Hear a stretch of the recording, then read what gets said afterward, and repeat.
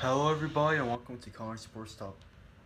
Today I'm going to be continuing my series on reviewing all the NFL teams. Today I'm going to be doing the Panthers. I guess I'll start with Cam Newton. I'm going to start off with saying I think he's overrated. But the thing with Cam Newton is similar to Matt Ryan, but he does this worse than Matt Ryan. Like, he has a good season, but then he has mediocre seasons. And unlike Matt Ryan, he's more of a boomer bust player. Matt Ryan can have a mediocre season slash good season, while Cam Newton just has a mediocre season, similar to this year. Like, think about it. He had two really good seasons his whole career, and then the rest were kind of mediocre. Let's look at his stats this year. He had 3,509 passing yards, which was good for 21st in the NFL. I know he's a dual threat quarterback, but still. He had 19 passing touchdowns, worth 20th and best in the NFL. 14 interceptions, which was the 10th most in the NFL, with a QBR of 53.1, which was 25th best in the NFL. So not very good. And then he didn't have a very good running game either this season. I mean, to be fair, he was getting hit quite a bit. I'll get to that later in a little bit. In which he ran for 359 rushing yards and 5 touchdowns. He was also sacked 36 times, and he was sacked the 20th most out of all the quarterbacks, or at least Carolina allowed the 20th most sacks.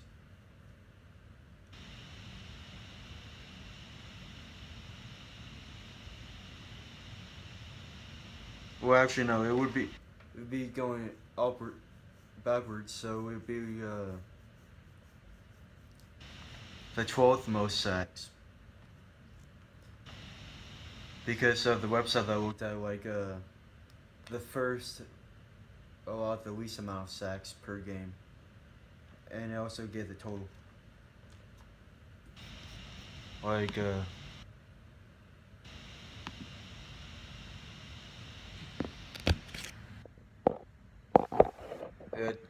close that tab, but that's what it said. So back to about Cam Newton getting hit quite a bit. So yeah, some of those hits were unnecessary, but the thing is, you kind of expect it. Well, he's gonna expect it because the fact that he runs quite a bit and he goes out of the pocket, he makes himself a ball carrier, similar to a running back or a wideout. So that makes him vulnerable to bigger hits compared to other quarterbacks. But yeah, I do agree that he should be protected more, mostly because of the fact that he is a quarterback. And one of my thoughts of why he's not protected as well is, number one, because of his antics, and number two, he's more of a sturdier quarterback.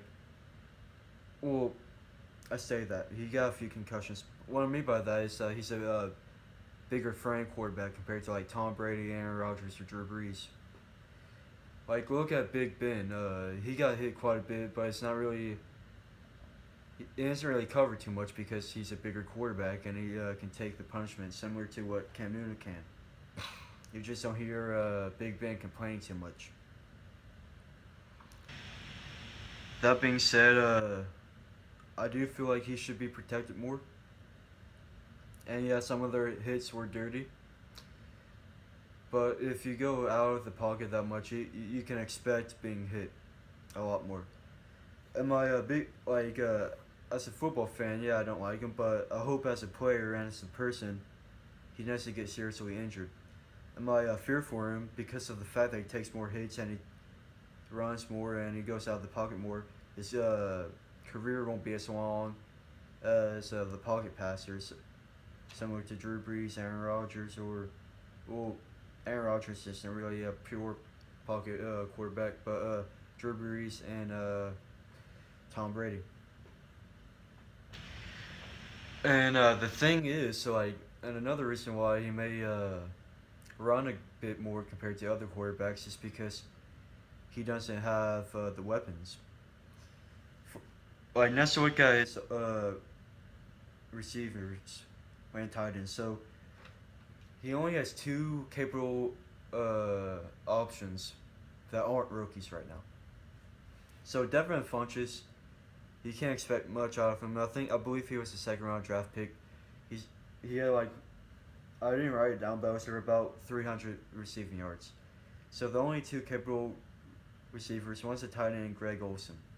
Let's look at Greg Olsen. Number one, he's getting older. Like I don't know. 1 second. I just want to look up his age because I didn't write it down.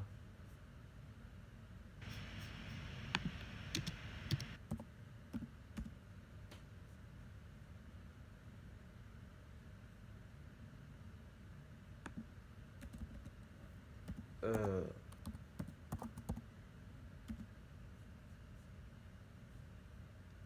yeah, he's 32, which is. I honestly thought that he was a lot older. Sorry that took a while. Every time I typed in Greg Olsen, it brought into the coach Greg Olsen. I should have wrote it down before. I wrote it down for everybody else, but not him. But yeah, he's only 32. I thought he was at least 34. It felt like he's been in the league forever. But he backed up. He has 1,000 receiving yards. Wait, let me receive that. 3 years in a row, he has caught the ball for at least 1,000 yards. So that's crazy. He's a really good tight end. Based off the stats alone, he's definitely in the top three. You can make the case for Gronk and Jimmy Graham, and then you have to put Greg Olsen. But he had 1,073 yards, which was 16th in the league, second tight end, only behind Travis Kelce. But he only had 3 receiving touchdowns, which was kind of low. Wait, and I forgot to do predictions for Cam Newton. So what am I predicting Cam Newton to do? Let's say 3,750 yards, 25 passing touchdowns, and 12 interceptions. It's gonna be a rebound season for Cam Newton, in my opinion. And then let's say 450 rushing yards worth 6 touchdowns. And what am I predicting for Greg Olsen? Let's say 1,100 receiving yards and 8 touchdowns. And let's move on to Kelvin Benjamin. So unfortunately for Panthers fans, he showed up overweight and he hasn't been performing well from what I heard. I haven't really looked into the news recently. Like it was like a week and a half ago that they reported this. I haven't looked it up again. He might have improved, but just based off of that, I don't know. So you guys saw the pictures. If you haven't looked at him, he looked like He did not look good. But that being said, he did have 941 receiving yards, which was 31st in the NFL, and he had 7 touchdowns, which was tied for 18th in the NFL. The thing is, he isn't a number 1 wideout, in my opinion. He shouldn't be your number 1 wide receiver. He can be a good number 2, possibly. Then, I don't know. You think he'll be better at catching contested balls, number one, considering how tall he is. I mean, I don't know, and he doesn't have like elite speed. I don't know. I'm just not big on Kelvin Benjamin. That being said, because Ted Ginn left, and he was the third best option out there. I'm expecting him to get, let's say, 1,050 yards, and I say 8 touchdowns. I mean, Cam Newton has to throw to one of those two targets. It doesn't have much other than that. Unless if Kurt Samuel and Christian McCaffrey show up, and then Devin Funchess, he improves. And you can't really expect that. So their receiving core is probably the weakest part of their team. Like I don't know, it's definitely one of the worst receiving cores in my opinion, at least. I mean, Kurt Samuel and Christian McCaffrey can change that, but they're just unproven. You can't really expect that. I mean, you can't fight for them to be game changers right out the gate. But they're both kind of running back slash wideouts. So with that, let's transfer to the running backs. So Jonathan Stewart, yeah, he's old. He had 218 carries for 824 yards, which was 19th in the NFL. But he only had 3.8 yards per carry, which is below average. But he did have 9 touchdowns, which was 10th in the NFL. Honestly, I really expect Christian McCaffrey to be good. I'm going to talk about Christian McCaffrey later, but let's hope that, for your guys' sakes, I hope he's not very good until we lose the Panthers, if he ever does. I expect him to be really good this season. Like, in my opinion, he was the best running back. Mostly because I'm just a Christian McCaffrey fan, or at least I used to. I can't really support him anymore, based on he's a Panther. But what am I expecting for Jonathan Stewart to get? I say 450 yards and 7 touchdowns. Yeah, his touchdowns didn't go down too much, but I'm expecting him to just be like a goal line back and maybe like if you're saying like third and short, second and short, stuff like that. You can't really expect him to do too much. He's kind of getting old. Let's move on to their kicker. Graham Gano was 30 for 38, which is pretty good. He's definitely one of the better kickers in the NFL. Yeah. And then their offensive line. So their offensive line, you can argue and say this is one of the worst. I would agree. Mostly because Cam Newton, you just saw him. He had to scramble a lot, and he got sacked a decent amount of times too, and hit pretty hard. And their run game didn't get much. Okay, let's look at their defense. So, first of all, they have a very good front seven, obviously. But the thing is, like, they don't have, in terms of pass rushers, they don't have that elite pass rusher. But that being said, they were second overall in sacks. So they don't really need that elite pass rusher to be that good. They have pressures by committee. Like, Mario Addison had 9.5 sacks. Kawan Short had 6 sacks. Star Alu, I can't pronounce his last name, but he had 4 sacks, and Charles Johnson had 4 sacks as well. So, like I said, they get sacks by committee or pressures by committee. So they don't need that elite player. But let's look at their linebacking core. I would have to say it may be the best linebacking core. but you have to worry about it a little bit. Luke Kuechly had his second concussion. I believe it was his second anyway. But let's look at his stats. It's still amazing. He's the best middle linebacker in the game. He had 102 total tackles, 71 solo tackles, 2 sacks, and a forced fumble. I mean, that's crazy. Then Thomas Davis, who's 34, so he's getting up there in age. Uh, he had 106 total tackles, 71 solo, 2 sacks, and 1 forced fumble. So similar to Luke Kuechly. I didn't put the stats for Shaq Thompson, but I noted that he was the first round draft pick, and he's kind of been playing hybrid linebacker safety, but he should play really well this season.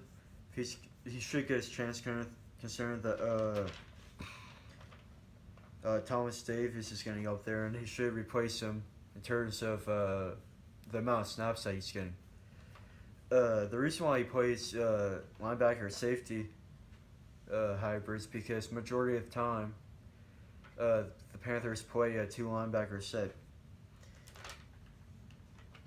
But yeah, that being said, they have really good defense.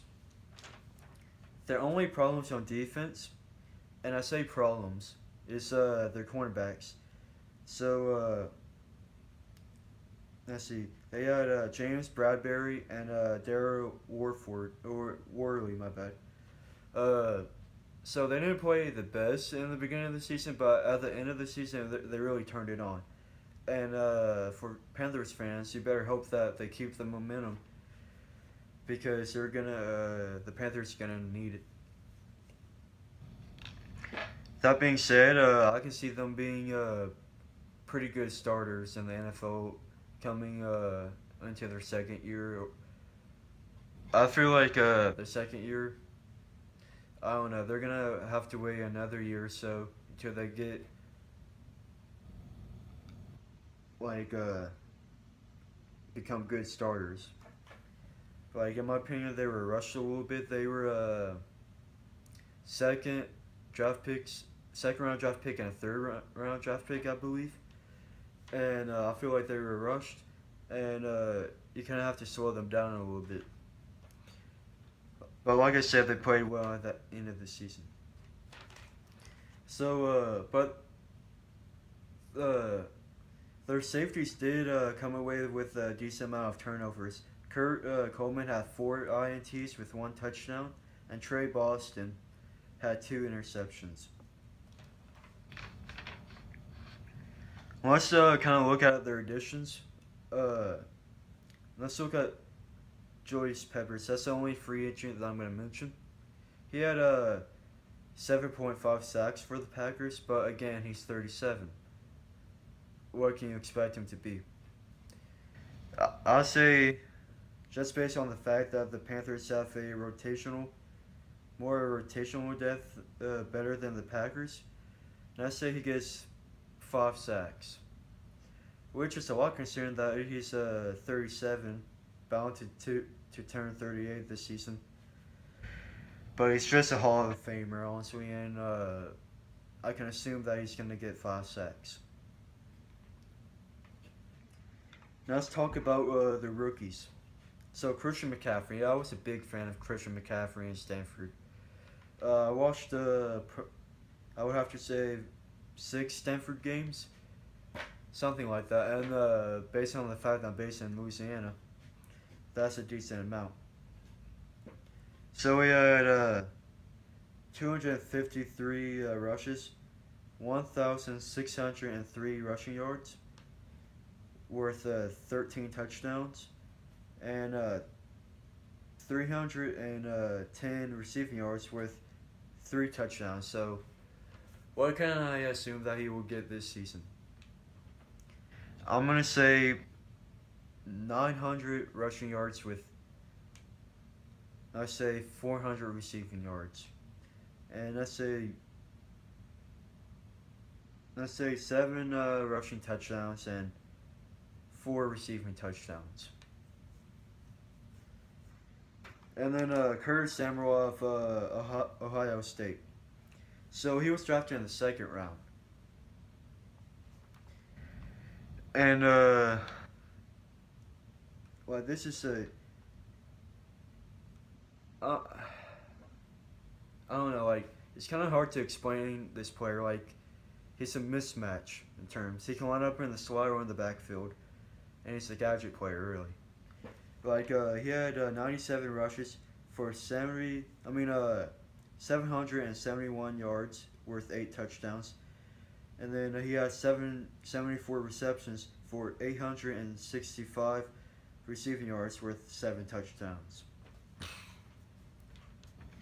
So what do I think of these two draft picks?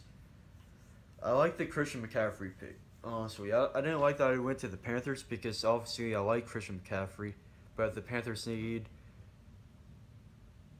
something on offense. Their offense is really stagnant, and they need both players. Some people thought that the Christian McCaffrey pick was a bit of a reach. I didn't think so, mostly because I thought he was the best running back in the game. Better than Fournette, honestly. And then Kurt Samuel. Honestly, I didn't know too much about him, but he's definitely gonna add something to the offense, which is that's where you need it. Can you imagine? Like, just imagine both of them lining up in the backfield. That's kind of like what the defense is supposed to do, or both of them line up anywhere and just kind of line up somewhere and then you do a motion. Like it's just gonna mess up the defense. That being said, I'm not very high on the Panthers this year. I have them going 8-8, which is gonna be last in the NFC South. The thing is, like, I have the NFC South really highly rated, but the problem is, every time I do the NFC South, I'm a little bit biased because I'm a Saints fan, and I never get it right. Like, I always have them, I overestimate them or underestimate the whole NFC South every time. So, I mean, the NFC South is just a hard division to predict anyway by any measure. But let's think of the best case scenario. Best case scenario, they go 12-4. Go back to Super Bowl contention. Worst case scenario, I can't see them being worse than 6-10. I mean, they have enough talent to produce. I mean, they're not gonna be a bad team. They're gonna be a mediocre team. Basically, the reason why I think that's because I don't know if they can compete with the rest of the NFC South, and based off the fact that I don't know if they can their offense can actually sustain pressure. Similar to the Saints, in the way that all the pressure's on the offense, I feel like all the pressure's gonna be on the defense to produce. But with that said, thank you guys for viewing. Please like and subscribe, and don't forget to share.